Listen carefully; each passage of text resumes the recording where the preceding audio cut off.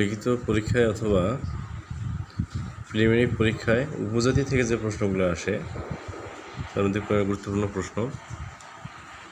ওরা তাদের প্রধান দেবতাকে পৃথিবীর সৃষ্টিকর্তা মনে করে। তাদের প্রধান দেবতাকে, এর নাম হচ্ছে ধর্মী। 2 নম্বর, গারোদের ঐতিহ্যবাহী উৎসবের নাম কি? এটা হচ্ছে ওয়াঙ্গালা। ওয়াঙ্গালা উৎসব কোন মাসে পালন করা হয়? এটা হচ্ছে অক্টোবর বা নভেম্বর। কোন নৃগোষ্ঠী বিশেষভাবে পান ও মধু চাষ করে? খাসি। পান সুপারিকে খুবই পবিত্র মনে করে কোন নৃগোষ্ঠী? এটাও খাসি। খাসি ছেলেদের পোশাকের নাম কি? হুঙ্গু মারুং। মোরো জনগোষ্ঠীর ধর্মের নাম কি? এটা হচ্ছে তোরাই। বাংলাদেশে ত্রিপুরাদের কতটি দফা বাস করে? হচ্ছে 16টি দফা। তারপরে এখানে প্রশ্ন দেওয়া আছে, বর্তমানে বেশিরভাগ গারো কোন ধর্মাবলম্বী? এটা হচ্ছে খ্রিস্ট ধর্ম। কোন নৃগোষ্ঠীর ভাষার লিখিত রূপ আছে? এটা হচ্ছে মোরো। মোরোদের লিখিত রূপ আছে।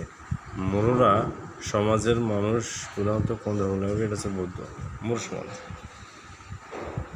মোরা তাদের বাড়িকে কী বলে? এটা হচ্ছে কিম। দফা হচ্ছে দল। নাতং কি? এক প্রকার দুল। নাতং হচ্ছে এক প্রকার দুল।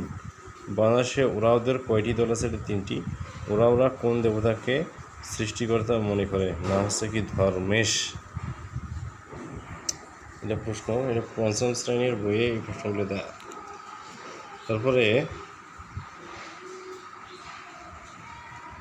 এইখানে দেখা একটা প্রশ্ন দেওয়া আছে 16 নম্বর, ওরা ফাল্গুন মাসের শেষ তারিখে এক ধরনের উৎসব পালন করে। ওই উৎসবটি কী নামে পরিচিত? এর নাম হচ্ছে ফাগুয়া। উৎসবের নাম ফাগুয়া। এখানে আরেকটা প্রশ্ন আছে 18 নম্বর প্রশ্ন, যে ওদের গ্রাম প্রধান বিশেষ নামে পরিচিত। এক্ষেত্রে নিচের কোনটি প্রযোজ্য? এটা হচ্ছে কি? মাহাতো। ওদের গ্রাম প্রধানের নাম মাহাতো। এই প্রশ্নগুলো অনেক গুরুত্বপূর্ণ, পরীক্ষায় আসে ওরাও নিয়ে অনেকগুলো কোশ্চেন অ্যাড করা 5ম শ্রেণীর বইয়ে।